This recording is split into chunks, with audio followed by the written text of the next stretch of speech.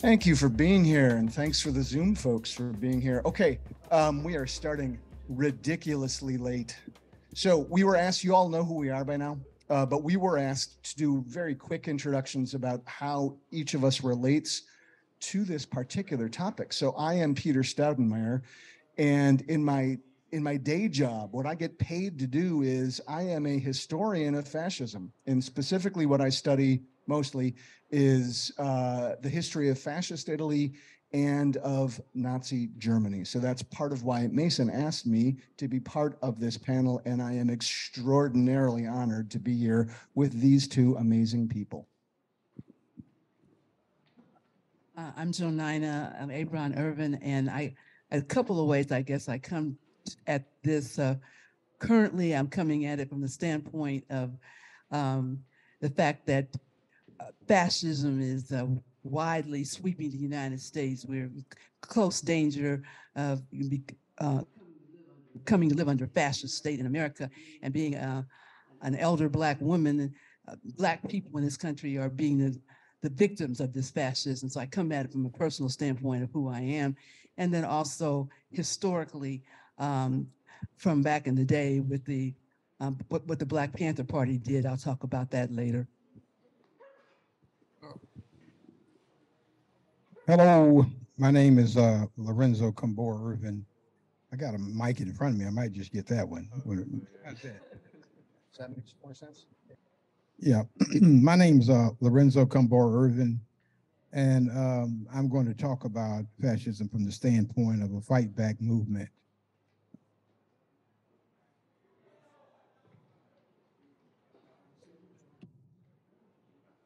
Okay, so we're going to speak in the same order we just introduced ourselves. I'm going to start us off with a very, very brief set of claims. I thought the best way I could contribute to today's discussion was to put forward first three very condensed claims about fascism, and then three very condensed claims about anti-fascism. And I'm going to do that against the backdrop of the last 100 years of history, since the world's first fascist movement appeared in Italy in 1922. My claims aren't even especially historical for what it's worth, but that's because that's my background. That's how I think about this stuff. So without further ado, I'll start with my three condensed claims about fascism. Number one, fascism comes in many different forms, and they don't all look alike. So in a few minutes from now, when Lorenzo says something about 21st century fascism, and some of you think to yourselves, that doesn't sound much like Mussolini's black shirts to me, you're right. It doesn't, because it's not 1922 anymore. The historical conditions have shifted, and that means that the way that fascism manifests itself has shifted along with it. And we need to be aware of that. Fascism is, for better and for worse, an extraordinarily adaptable phenomenon. That's what it does. That's how it works. We need to be able to adapt to that ourselves. We need to be able to adapt our strategies, adapt our tactics, and adapt our analyses. That's point number one. Point number two, the fascist milieu in any given time or place is typically going to be divided. I would argue it's not typically going to be unified. It's typically going to be divided by factions, by internal rivalries, by disputes of various kinds. Fascism is not monolithic, not normally anyway. If you think about it, we have this room of amazing activists and thinkers from across different parts of the radical left. Let me ask you this. Is the radical left monolithic? Do we have our own factions and internal rivalries and ongoing endless disputes? Fuck, said no. Fuck yes, we do. The exact same thing is true of the radical right. That is one thing I have learned in years of studying the radical right. In that respect, not in others, but in that respect, they are just like us. They are riven with internal contradictions and internal competition, so to speak. I think, once again, as anti-fascists, I think we need to be aware of that. It can help us It can make our attempt to counter them, it can make those attempts better if we pay attention to those internal contradictions within the fascist camp, so to speak. Okay, my third point about fascism. Some of those fascist factions, I said some of those fascist factions in some historical conditions will take on an insurgent character. This is where my points will start to become a little bit more provocative and controversial. Some of those fascist factions in some historical conditions will take on an insurgent character, and they will turn against the status quo of their society. They'll start to see the conservative establishment no longer as their friends, but as their foes. In some cases, this is where it gets a little weird and paradoxical, in some cases, they'll even be anti-capitalist. In some cases, they'll even be anti-statist, as bizarre as that sounds. When this phase of fascism kicks in, it makes our job harder. It presents a real challenge for anti-fascists who see ourselves as on the radical left. Does not make our job impossible. It just means we need to really think through, how do we counter that version of fascism? As it happens, that leads me right into my 3 claims I want to put forward about anti-fascism, put forward for discussion and debate and disagreement. Okay, first claim about anti-fascism. Effective anti-fascist movements have historically been grassroots organizations. JoNina said something yesterday in the afternoon session yesterday that I really appreciated. Comes straight out of her book, Driven by the Movement, about how successful movements have been carried by their rank and file members, not necessarily the ones who get a lot of the media attention, not by the ones who show up in mainstream historical accounts, but the folks who do the work at the ground level. And I think that is absolutely true for anti-fascist movements historically as well. And I want to sort of remind us of that. You don't always learn about them. Sometimes we don't even know their names anymore, because sometimes they didn't survive, partly. That's one reason. But that's the people who really moved those movements forward, and the ones who are moving those movements, anti-fascist movements, forward today. I want to keep that in mind. Grassroots, bottom-up driven organizations. That historically is what has made for effective versions of anti-fascist struggle. Point number 2, effective anti-fascism has an international outlook or an international orientation. It is able to connect struggles across borders. The figure I like to think of here, it's a little unusual. We don't necessarily think of this person as an anti-fascist first and foremost, but the figure I like to think of here is W.E.B. Du Bois. Really fascinating. Think about it. He was born just a few years after slavery was abolished in this country. He lived through the era of classical fascism in Europe from the 1920s to the 1940s. Du Bois worked really hard to try to form international anti-fascist connections during those decades at a time when he had a lot of other demands on his political attention, to put it mildly, at a time when he didn't have to do that, when everyone would have understood, the rest of you folks could take care of that, I got other shit to do. Du Bois didn't do that. Du Bois's insight was, if we want to have a real struggle against white supremacy in that historical period, it's gonna have to include a global fight against fascism, a global fight against fascism. You can't just leave it up to the Roosevelt administration and Stalin and Churchill. So think about that. That's my second point about effective anti-fascism, international in orientation. Okay, my third and last point, and then I'll shut up. Effective anti-fascism takes race seriously in all of its dimensions, and it takes white supremacy seriously in all of its dimensions. I am the last person on this panel who should be pontificating on that particular topic.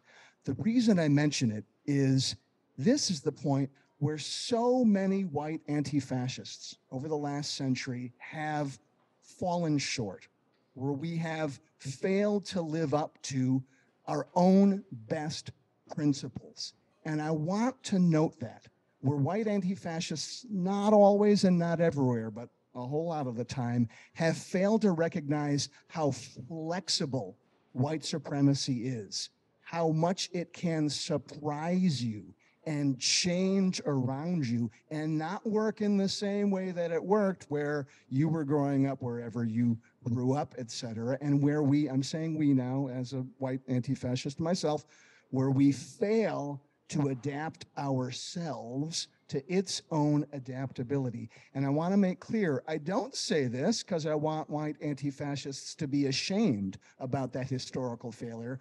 I don't like shame. I don't think that's a useful political emotion. I say it because I want us to confront it. I say it because I want us to think about, what does that mean? What does that tell us? What can we do to think through that set of historical shortcomings? That's it. Thank you so much for being here. I am so looking forward to what JoNina and Lorenzo have to say. I have to listen on. In the late 1960s, can you hear me? Is it on? Okay. In the late 1960s, the FBI started a program. It was called the Black Nationalist Hate Group Program, and it was directed against the Black Power movement. The government, the police, the politicians, they were all alarmed at the growth of the Black Power movement. So the FBI set out on a campaign to disrupt, destroy, dismantle, and those are the three words you can find if you get that document that J. Edgar Hoover, he wrote it out to all the FBI field offices in the United States. We must disrupt, dismantle, and destroy Black nationalist hate groups. Like, for instance, the Black Panther Party was not in the original list. It didn't get added till 1968, but you had groups like the Student Nonviolent Coordinating Committee, which, Lorenzo belonged to that. You had groups like, Dr. Martin Luther King's Southern Christian Leadership Conference and other groups that they were setting out to destroy, disrupt, and dismantle because of what they were doing in the United States. So this was a well-coordinated campaign among the FBI offices, field offices around the United States in 1967 when this program got started. Now, fortunately for us, in 1970, 71, you had a group of white left activists in Media, Pennsylvania.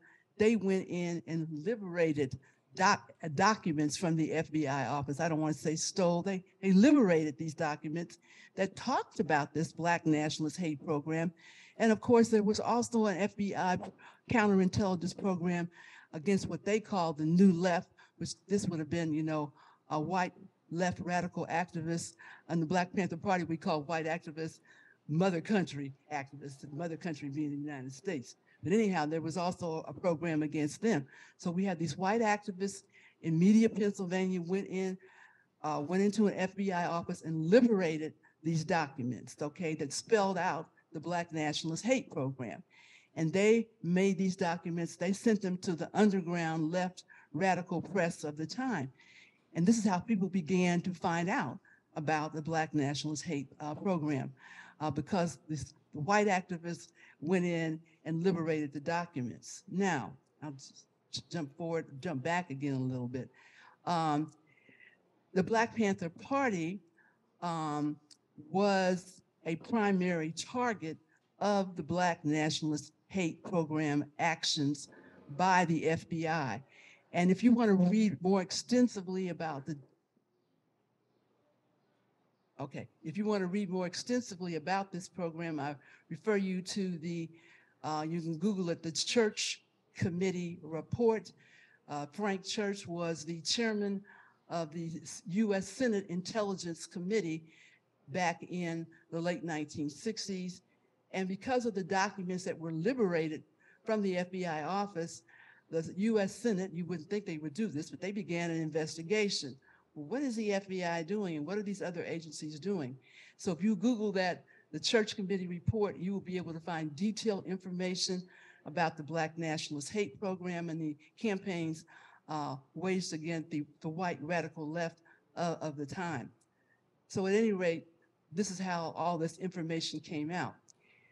By the time that this campaign, as it was being waged, as I said, the Black Panther Party was the primary target of the Black Nationalist Hate Program. At some point in the Church Committee report, they say that of the maybe 295 specific actions that they could document from the Black Nationalist Hate campaign by the FBI, also called the Counterintelligence Program. Of those 295, 90% of those actions were carried out against the Black Panther Party. And that included false imprisonment, murder, assassinations, all those different things. We don't even have time to even begin to touch the surface of those. So in 1969, the Black Panther Party decided to put on a national conference, United Front Conference against fascism, all right? And it invited, activists, Black activists, people of color, white activists from all over the country to come to California. They didn't have it in Oakland where the Black Panthers headquarters were per se. They had it in Berkeley, California, which, was a lot of the radical white left activists had been active in the free speech movement at the University of California, Berkeley. So they had this conference in the summer of 1969 in Berkeley, California. And again, I refer you, I can't go through every point of this conference, but if you just Google that, Black Panther Party 1969 Anti-Fascist Conference, you'll be able to find a wealth of information. And also, from the perspective of the Black Panther Party, I would direct you to read an essay by Robin, R-O-B-Y-N, Spencer, S-P-E-N-C-E-R. Robin is one of the younger historians of the Black Panther Party. She is the Black historian, teaches on the East Coast, and she has an essay about the Black Panther Party's, what they attempted to do to build an anti-fascist movement in the latter part of the 20th century in the United States. And this conference brought activists, a couple thousand people from around the country. Now, this was at a time when the Black Panther Party had suffered severe repression, imprisonments, false imprisonments, assassinations, but that was one of the reasons that led the Black Panther Party to want to organize this conference, because of the severe repression, being the target of 90% of the Black Nationalist Counterintelligence Program actions. And one of the things that happened at the conference, and I can't go through all of it bit by bit, we don't have time, but read Robin Spencer's essay. She does a really good job of breaking it down. Unfortunately, for the conference, it did not have as many Black people at it as the Black Panther Party had wanted. In fact, the majority of the people who attended were white activists from around the country, for which the Black Panther Party was criticized severely. They said, well, you're holding this conference and people of color are the ones who are catching hell from fascism, but you didn't have enough people of color at the conference. And, there were a lot of reasons for that. And again, I can't, Robin goes into that in more detail, but I just want you to know that, sometimes you try to do one thing and the Black Panther Party was successful in holding the conference, but we didn't get enough people of color there that we wanted. So I say that because many people don't know about the Black Panthers Party's role in the late 20th century of trying to organize against fascism. So to summarize, what happened in the aftermath was that because of the severe attacks against the Black Panther Party, the party reached a point where it would no longer authorize new chapters to start because there was so much chaos, so much stuff going on. So many people what was started was called a national committees to combat fascism, against fascism. That's what Wayne joined when he first got out of Vietnam and came back to Detroit. It was a national committee to combat fascism. Many of these chapters, these groups were precursors to Black Panther Party chapters that later developed once the Black Panther Party felt like it could again begin to say, okay, we can open up new chapters. So we had these National Committee to Combat Fascism chapters around the United States that became precursors to some Black Panther Party chapters. And I'm going to sum it up there. I just wanted people to be aware that the Black Panther Party played a very significant role, although it was not totally successful, but did play a significant role in starting anti-fascist movement in the late 20th century in the United States. Lorenzo. Oh. I thought I'd be listening to you for a while. I was hoping. No, that's not. All right, let me get this thing off. I got it. Used to run an underground radio station. Should be better. We could call my comments, fascism now and any fascism now. It's a discussion about how we go about deconstructing fascism and talking about how we can build some sort of effective movement that's different from what we have right now. One is, let me look at my notes right quick. I'm going to say this. Anti-fascists have been arguing for years, leftists and otherwise have been arguing for years about what is fascism, what to look for. It's like some illness or something. This system's going to get sick, and then to go into anti-fascist mode or something or other. They've been doing that for years. But I'm going to say it this way. Capitalism is fascism. And a corporate state, and if you destroy fascism and the state, you destroy it all. You destroy it all. We need a fight back movement to not just in the street fight the fascists, because the state and the government is the entity which actually is the greatest danger of fascism. Not just some hillbillies in the street or wearing Klan robes or even the street fascist tendencies we have now. We have to learn from looking at what happened on January 6th is that those in power beckoned the fascists to attack for them. And of course, that was a test, and it will be used again on a larger scale. I'll get to the part about what we're going to be doing in the future, but so we talk about fighting fascism to be more than just smacking somebody in the face in the street. The state power itself has to be destroyed. Ultimately, we have to destroy the state power. Otherwise, they'll kill us all and then come back with a new government and have kumbaya and whatever, to record our demise.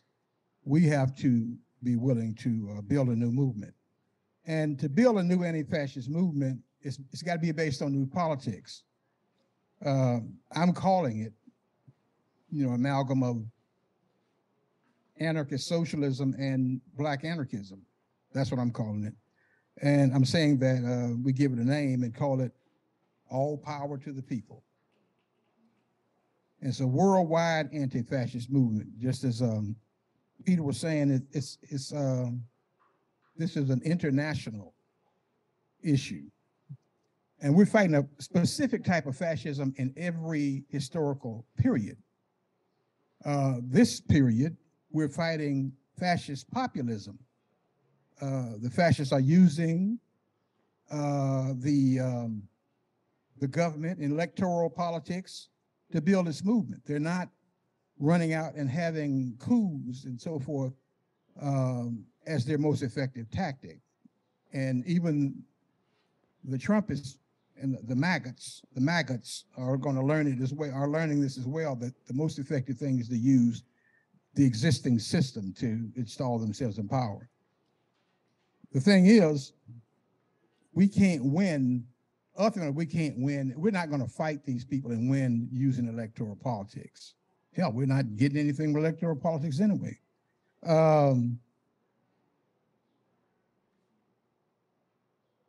We're going to have to reach a stage where we become ungovernable. They're making their move to seize state power. We've got to make our move to become ungovernable and to go to the next stage. It's socialism, anarchist socialism, or barbarism. Those are the two choices in this period. You're going to let the fascists take over. We're staring them right now in the face. We're looking into the very face of fascism. And we've had a pro-fascist government in office. It was defeated because one of the reasons it was defeated because it wasn't consolidated. It hadn't consolidated all of its forces. It hadn't consolidated all of its moving pieces. And they won't keep making that mistake. You can bet your dollar, if you got a dollar, you can bet your bottom dollar on that. They won't keep making the same mistake. And so we can't keep making the same mistake of thinking we've got to just fight people in the street and not understand what the corporations are doing or what the fascist political organization in the Democratic and Republican Party, and we'll get to that. The Democrats are not an alternative for us.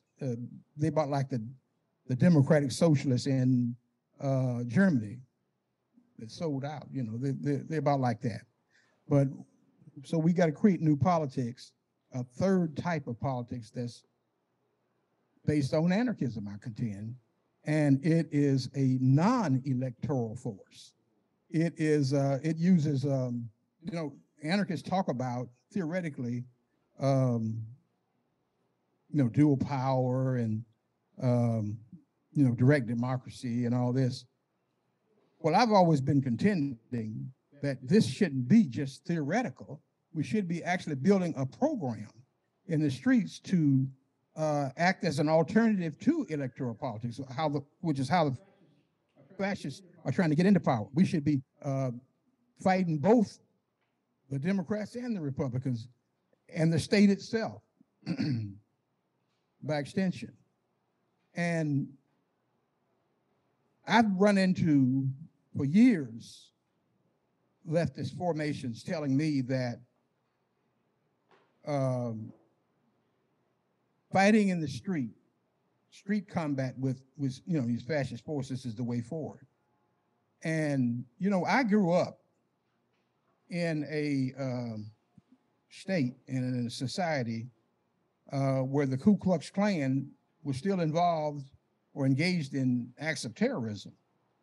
I know people who had their houses blown up. I know instances where people have been shot, killed, or blown up by bombs. I've seen all kinds of stuff that happened with the Ku Klux Klan during the period I was coming up in the 60s and even the 50s, I should say. The reality is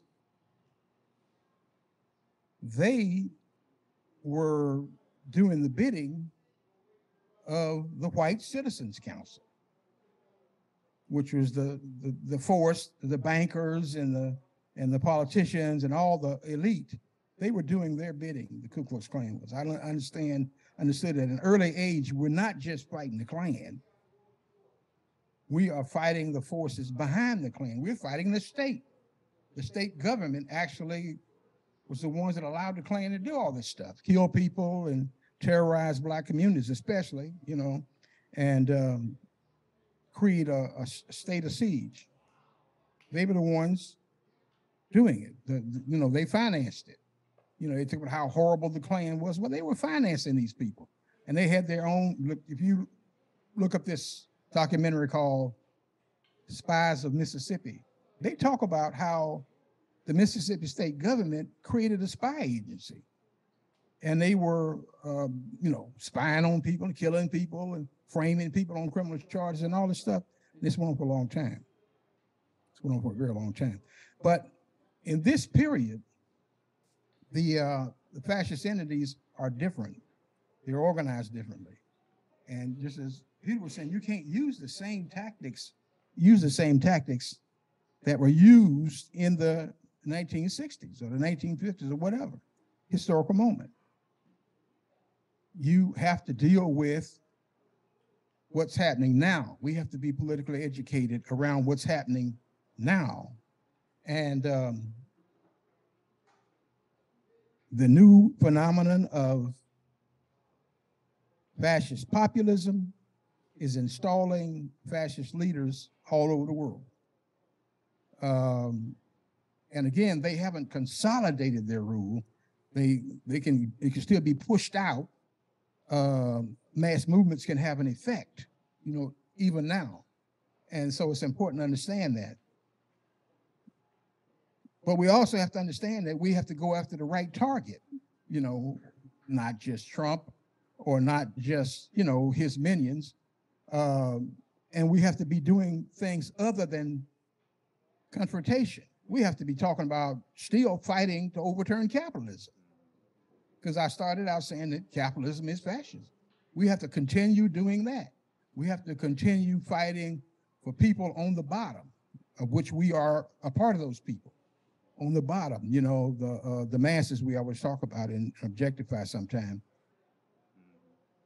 I think, and I'm just one guy, saying this. I've been looking at this situation a long time. And, even though we have a tremendous crisis in our face right now, I think people sometimes take it too lightly what's happening. Oh, he'll get defeated or he'll go to jail or so on and so on. Well, maybe he will and maybe he won't. We've seen fascist tendencies at other times. For instance, in the 1920s, the Ku Klux Klan had its headquarters in Terre Haute, Indiana, which is, by instance, where I went to prison. Not at that time, of course. And they were so strong, they were taking over the government, the Ku Klux Klan.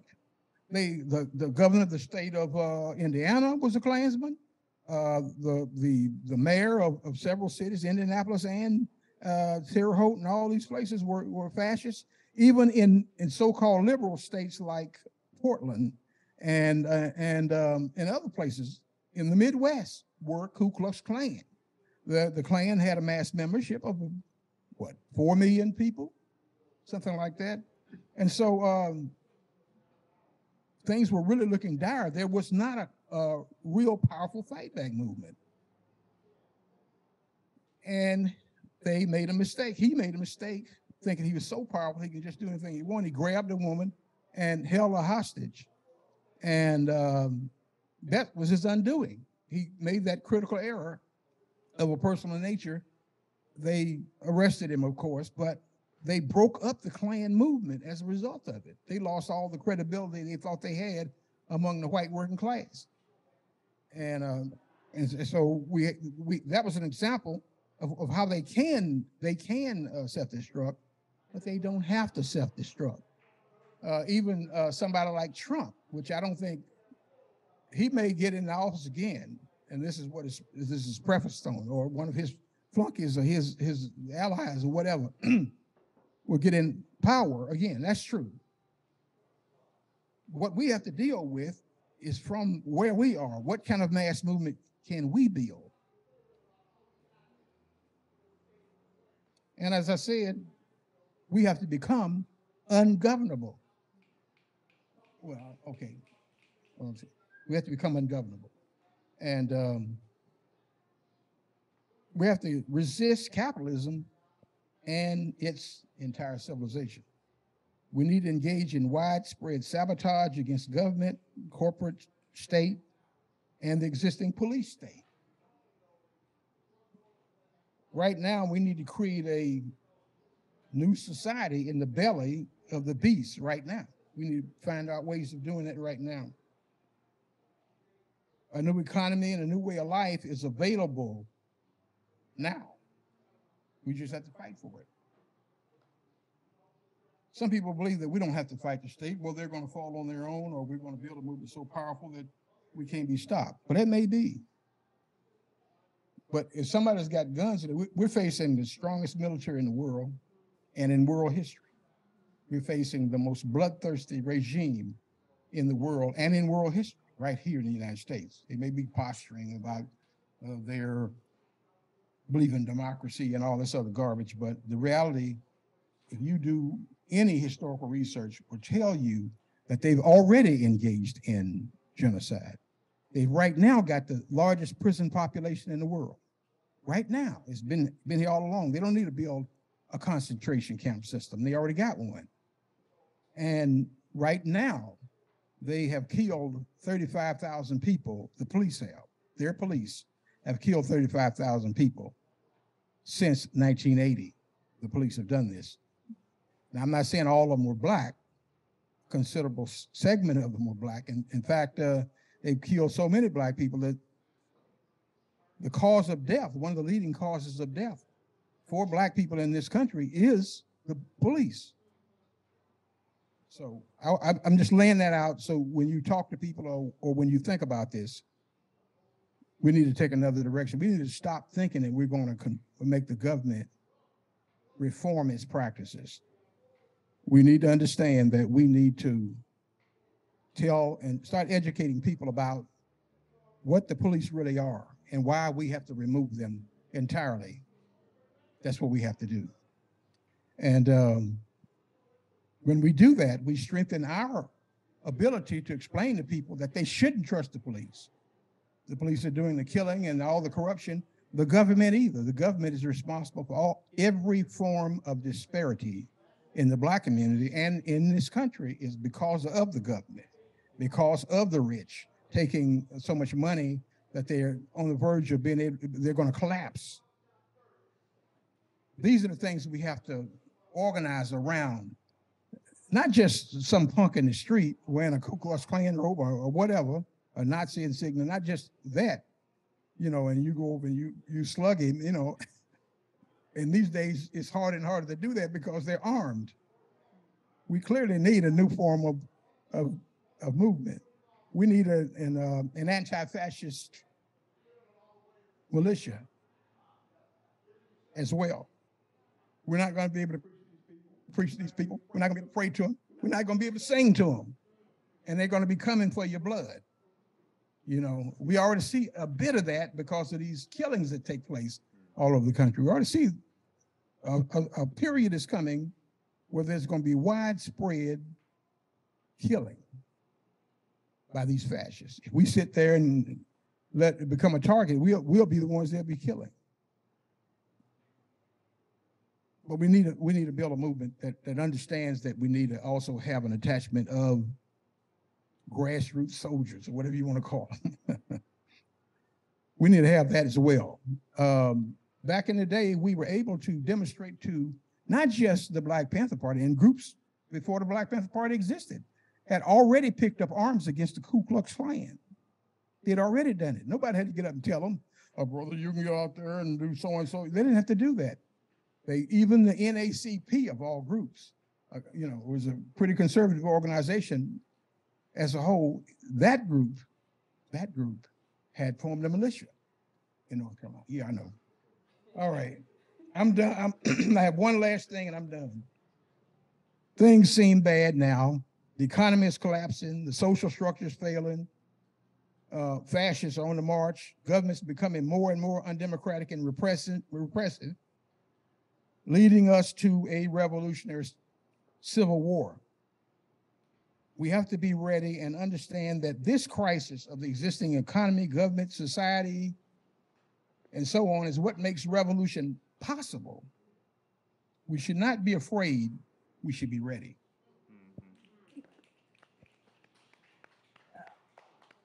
Hi, friends.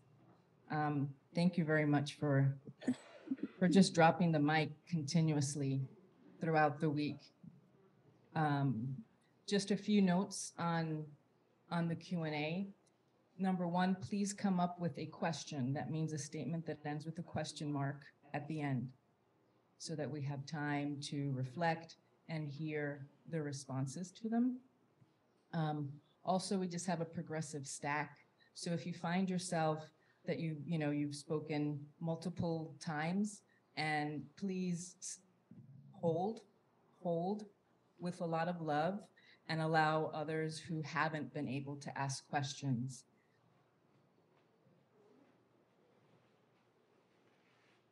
Hey, thank you for your comments. Yeah, I think, hopefully we all agree how real and serious this threat of fascism in America is right now. One thing that I've been grappling with that I'm curious to hear some of you all's thoughts on is, the tensions between nonviolence as a strategy, nonviolence as like a ethical commitment. A lot of us watched the Grace Lee Boggs documentary before this, and I think she raised maybe one of the best articulations of nonviolence as an ethical commitment about how it respects the human ability to transform. And then also the reality of a well-armed right wing, the need for self-defense, and hopefully this isn't too long of a question, but one thing that's sticking with me when I think about this is Kali Akuno has said, like, we can't out-arm ourselves against the right wing in America, and has warned, maybe not universally, but just about the possibility of any display of violence, of armed violence on the left, being an invitation to escalation from the right, and the potential harms that could come from that. Yeah, just curious about thoughts on that.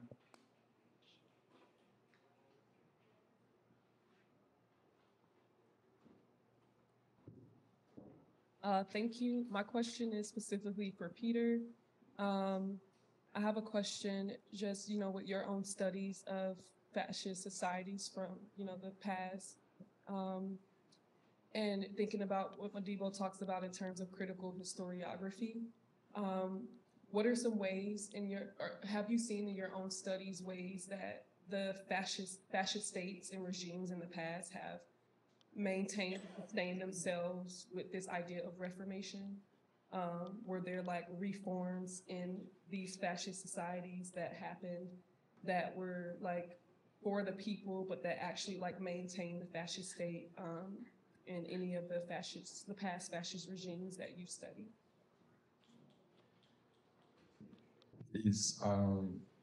Yeah, I live in the former capital of the Confederacy, Richmond, Virginia, and a little bit ago, I saw a photo of Fred Hampton next to a white person who had a Confederate flag, but they were like clearly like, there was a solidaristic lens to the photo, and it confused me. I looked into groups like the Young Patriots and White Lightning during the era of what was a short-lived but powerful effort to bridge the Rainbow Coalition. So I just have a question based off of what the role of intervening in white populations that are the kind of like fodder for fascistic structures and movements forming, and specifically for everyone on the panel, but then also specifically for those of you, JoNina and Lorenzo, on the panel, if you had any kind of perspective or contact with the those revolutionary organizations that were specifically organizing white populations within the revolutionary struggle led by the Black Panthers, and what that has to do with this condition that we're facing today of the potential for emergence of fascism. Thank you. Well, all right. No, you go.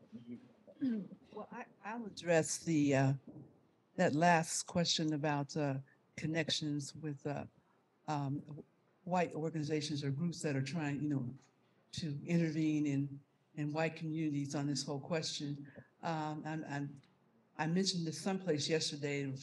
Apologize if I'm repeating, but back in the 1960s, there was a group called the Intercommunal Survival Committee, which was based in Chicago. It may have spread other places. And this was a group that was organized by and primarily made up of white people that had migrated from the Appalachian part of America, which was also a very poor area. They migrated from Appalachia to Chicago was one of the places that they migrated. And there were some white activists in that group, and they began listening to the Black Panther Party. That was, in Chicago at that time, Fred Hampton and the other people who were in the Black Panther Party in Chicago. And the Intercommunal Survival Committee began to organize among poor white people from Appalachia who had moved to Chicago. And I'm sure they moved to other cities, but I'm going to deal with Chicago because that's where the Intercommunal Survival Committee started. And so they began to do that work in the poor white communities. How can we organize to fight against our poverty and our oppression? Is not going to be the same way as Black people do, because we're not Black people. We're not African descended people. We are European descended people. So we have to deal with our oppression, in a different type of way.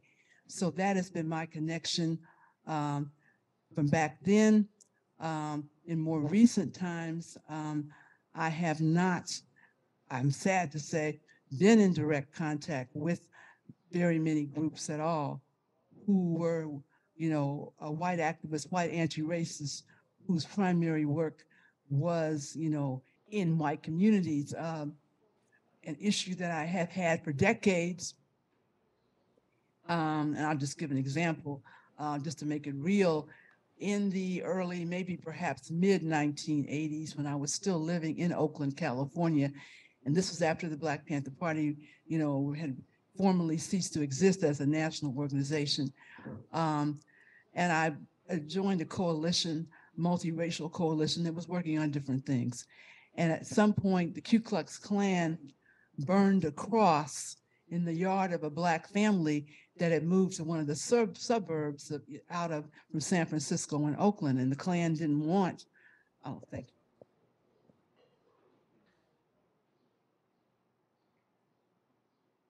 Thank you. The white racists in their neighborhood didn't want them there, so they burned a cross in their yard.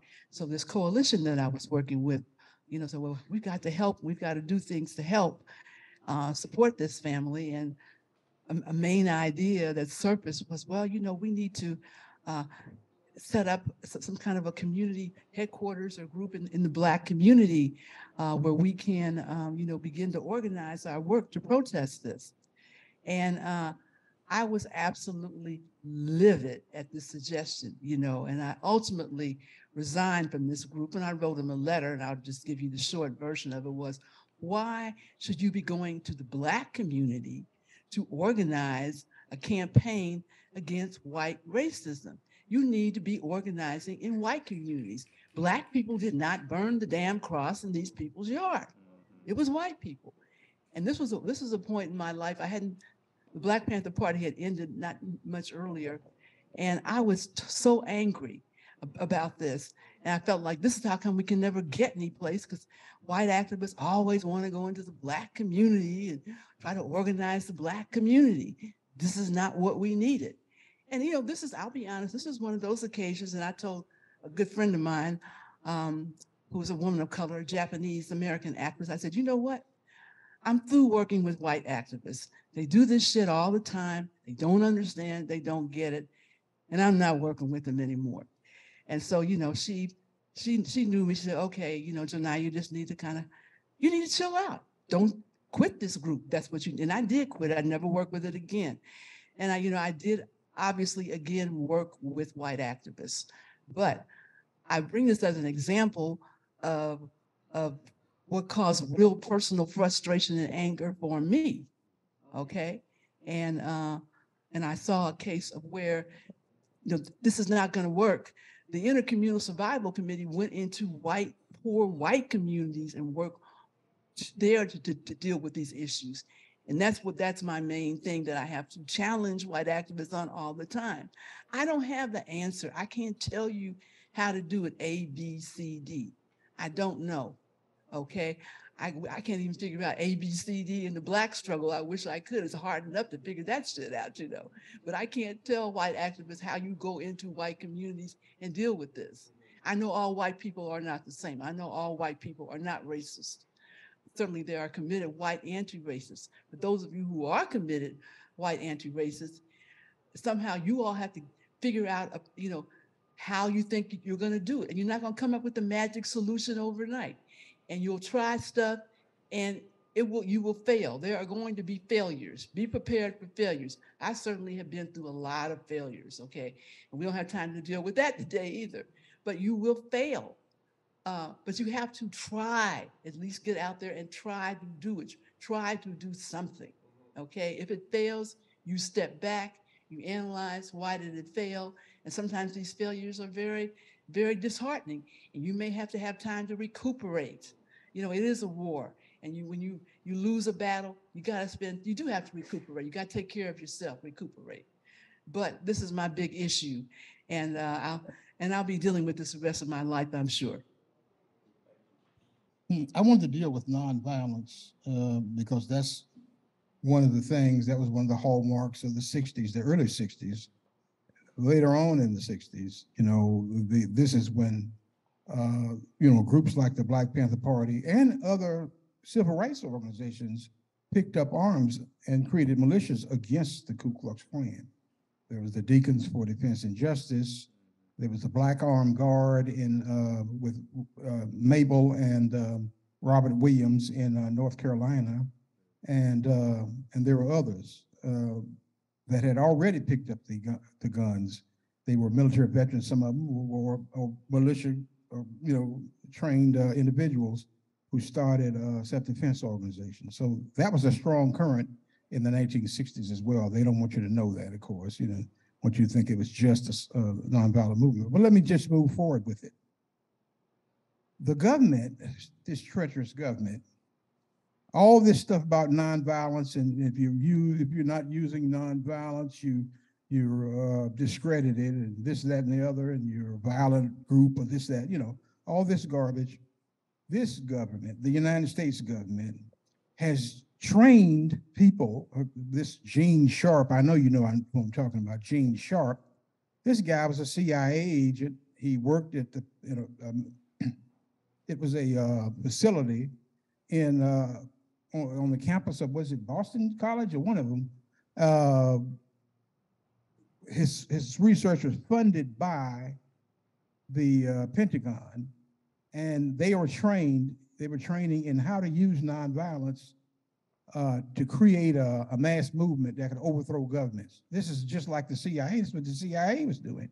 They would create false mass movements. They would create false circumstances, and then they'd use the CIA and maybe the military of that country to have a coup. And so Gene Sharp was trained for years to do this, and the government came out with this thing of color revolution, they call it.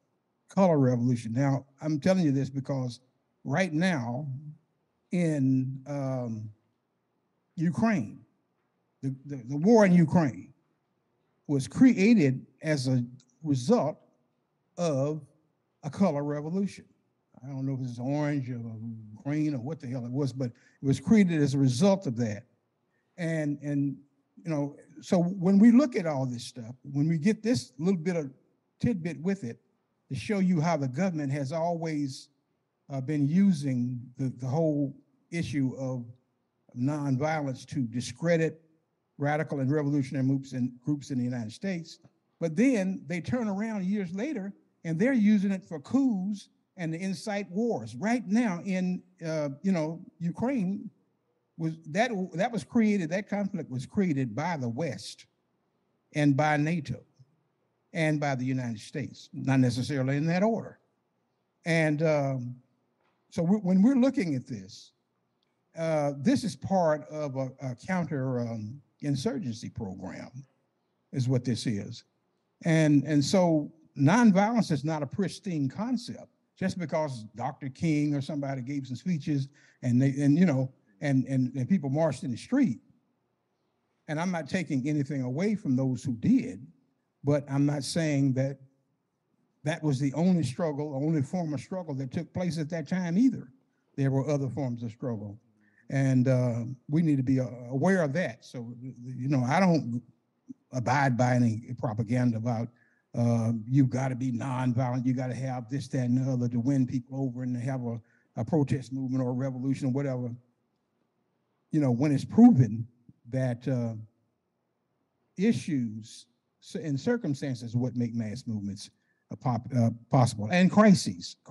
That's the one thing that makes it important to understand. So no, I don't accept it as nonviolent propaganda. That is a really perceptive question. Thank you for asking it. The important thing to keep in mind for a question like that about fascist regimes and how hard they worked to keep their own populations happy is a way to put it. The thing to keep in mind is most fascist movements never became regimes. And the two most infamous fascist regimes in Italy and in Germany were acutely aware of that fact. They knew that they were the lucky ones, so to speak, and they did virtually everything in their power to retain power. And that included, to answer your question, that included violating their own fascist principles when they had to make sure they had as large a chunk of their own population on their side. So in the Italian case, Mussolini theoretically was committed to something he called corporatism, which is an extremely confusing term because it makes you think of what we call corporations today, which is nothing like what the fascists meant by corporations. So he tried it for a few years, fantastic failure, did terrible things to the Italian economy, so he abandoned it. Sorry, we didn't mean that part. We're going to go back to regular old way of doing stuff. Forget about that. In the Nazi case, one of the most striking examples, very briefly, is one of the first anti-Semitic actions very early in the spring of 1933. The Nazis didn't come to power until the end of January 1933. One of the first anti-Semitic actions in spring of 1933 did not go down so well with the German populace, not because they loved Jews, because they loved law and order. And one of those first anti-Semitic actions was a not very law and order action. They were breaking windows and busting up Jewish-owned shops, et cetera. And a lot of good German burghers said, wait a minute, I want to decide where I go shopping. I don't want a bunch of brown shirts to tell me where I can and cannot shop, God damn it. And the Nazi regime actually listened. And even though they're the most radical anti-Semites ever in history, they said, okay, we're not going to attack Jewish shops anymore, at least not for the next 6 years. So they rethought it, and fascist regimes were amazingly adaptable, amazingly willing to violate their own principles and say, we want our own people to be happy, we want the most popular support we can actually have until we go to war. Once it comes time for imperial expansion, once it comes time to throw everything we have into, fighting the rest of the world and conquering territory, that's when they don't back down anymore. Great question. I just wanted to add one thing when you were talking. If I'm not a big historian, but I do know this much. I know that Adolf Hitler came to power in Germany legislatively. He did not come to power overthrowing whatever the guy was that was in charge there. He didn't. He was able to, wiggle his way up into being friends with people in high places. And I'm not going to go into the details of that. Peter can probably have a side conversation with those of you who want to know about that later. But he got himself elected. What was the title that he had? Chancellor? Hitler was put in position. It was legal. It was legal. There was a chancellor of Germany. Hitler was smart. He was a madman, but he was smart enough to figure that out. I don't have to have some kind of big, violent overthrow. I'll just get myself put in this position of power legislatively. That's how he was able to do it and become der Führer later on. in the United States, we need to pay attention. Obviously, we're not Germany in the early 20th century, but what we're seeing right now is you've got these neo-Nazi state legislators that are trying to gather more power.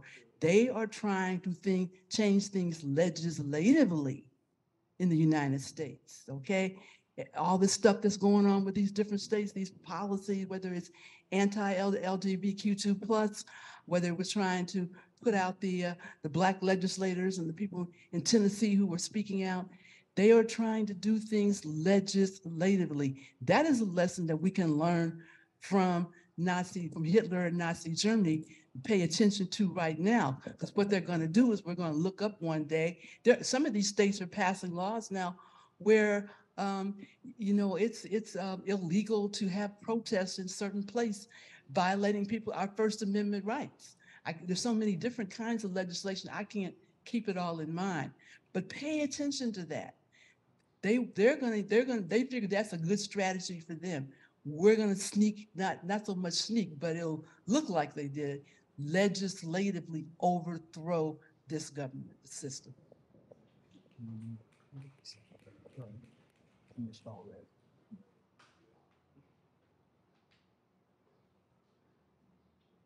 Hello, everybody. All power to the people.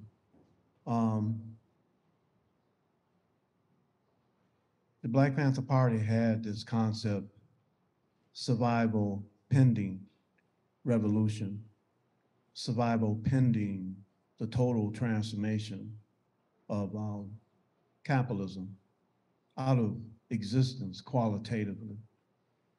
Do you still think that that is a good tactic of today in our combat of this corporatocracy, this fascist global corporatocracy? Thank you.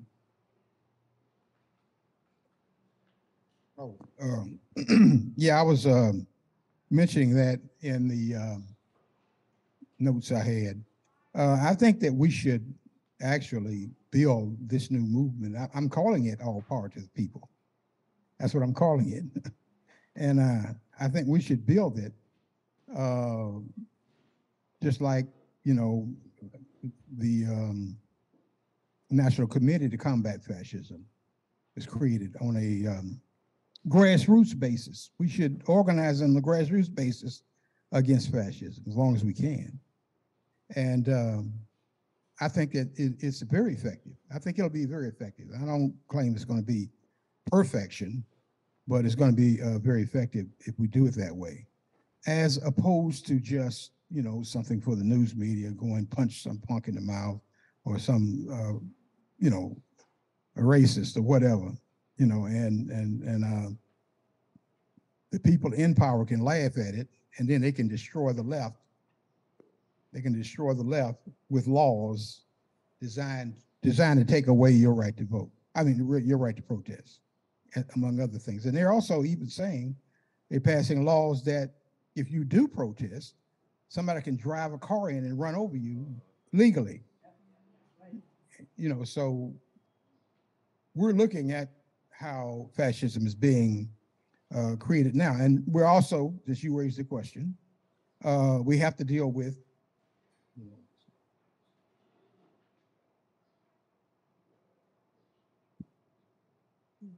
okay, all right. She says I can go on. The legislatures, the state legislatures have assumed so much power now. They were on the verge of having complete and utter power because they expected the conservative Supreme Court to give them power. They don't even have to have an election or anything. They can do anything they want. They can they're already doing it. They're already taking power away from city governments and putting cops in the city and all kinds of stuff. They're already doing it in various states. Here, all the stuff you saw happen here in 2020 and with Trump's thugs. And so these things are already happening, but we can fight that too. That's why we need to think about the effect of libertarian municipalism as a tactic.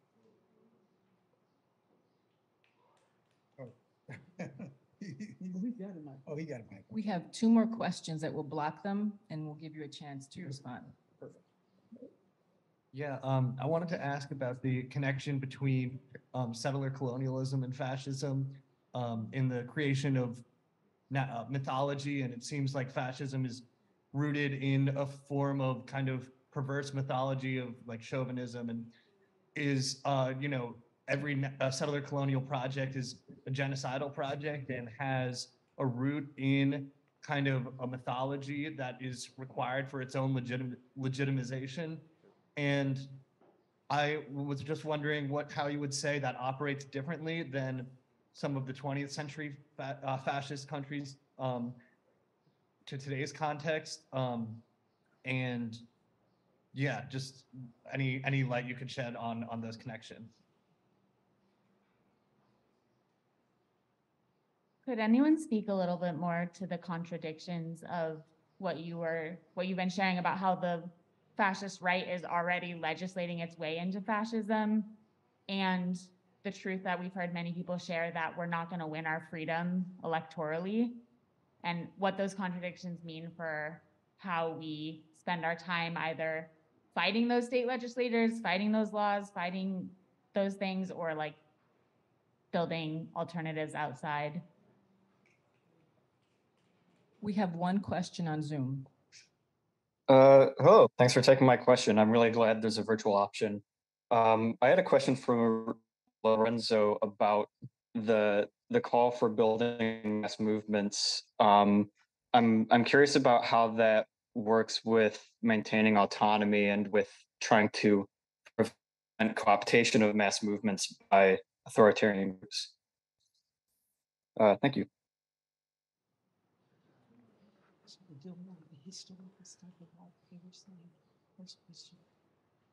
Do you remember the first question?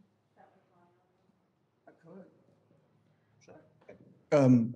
Yeah, the quick answer is I don't think there's much difference. The classical fascist regimes were settler colonialist. The difference is they weren't doing it at home in Italy and Germany. They were doing it in what they wanted to be their colonies, in the Italian case in North Africa, in the German case in Eastern Europe. They were classic cases. They wanted them to be, they both failed, thankfully. They wanted them to be classic cases of settler colonialism. I know that's not how we think of it, because we think of it as a European overseas across the Atlantic and Pacific project. In this case, it was across the Mediterranean or across a couple of rivers. But it's the exact same principle. So I don't actually see a genuine huge difference there, but I'd love to talk about it later. Thank you for raising it. Oh, okay, all right.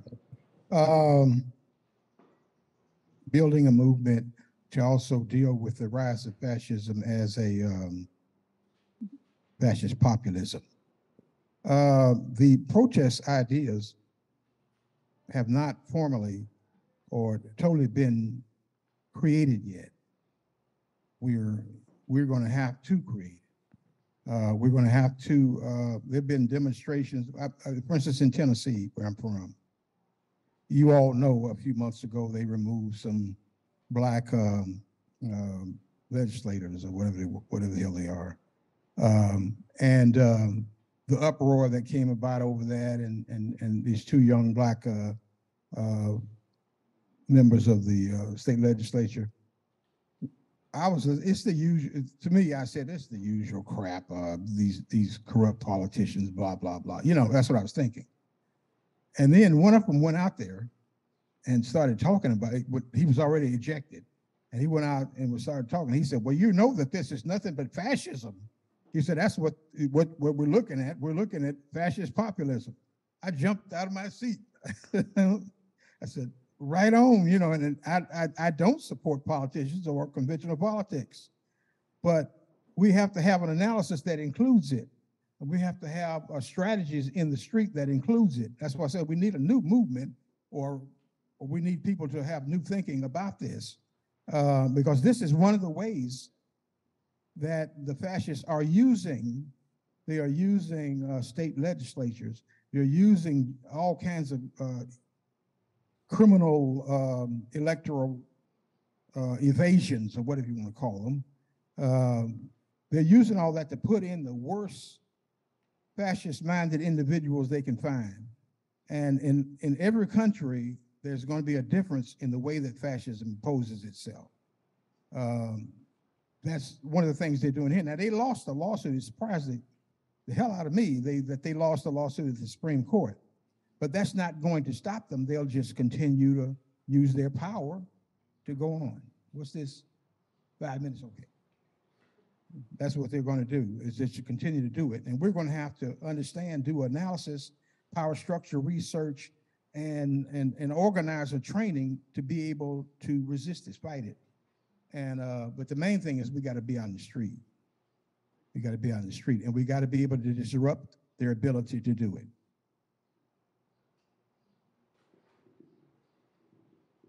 I thought recently about when I used to work. Peter's still a working academic. I'm a retired academic. His students are never going to be bored, as I tell them. It's very energetic. Mine probably thought, oh, she's boring. But anyway, I lived in Kalamazoo, Michigan, which is about a 2-hour drive from Detroit. It was Western Michigan University. Yeah, well, that's part of this country. Peyton's from Michigan. And in the it was the fall of 1990, the front page of the newspaper, one day when I got up, it said, it was essentially about a Black man who'd been put in jail in Kalamazoo, and he had been stripped naked of all his clothes while he was in jail, okay? And I was surprised they actually put it on the front page, but you had a reporter who happened to see the police blog from the day, and he got it, and they put it on the front page of the paper. And this was a Black man who had been on his way to work 4 or 5 o'clock in the morning. He was picking up a couple of his co-workers in the Black community, and a cop stopped him, claimed that the guy had a burnout tail light. It was racial profiling. The man who was driving the car, Burl Wilson, called it what it was. He said, oh man, this is just racial profiling. Burl Wilson gets arrested and put in jail. And they claimed that they stripped him of his clothes because he wouldn't tell them his name. He wouldn't identify himself. They thought that was a sign of insanity. Well, Burl Wilson knew that he didn't have to talk to them without the presence of an attorney, and he wasn't going to talk to them because he didn't have a lawyer, all right? But at any rate, this made the front pages of the local, Kalamazoo newspaper. For those of you not familiar with Kalamazoo, I know then it had about 60,000 people in the county. So anyway, this big uproar, obviously Black people were mad because what happened was other Black men came forward and said the same thing had happened to them. They had been put in jail either totally stripped naked of their clothes or they were partially clothed.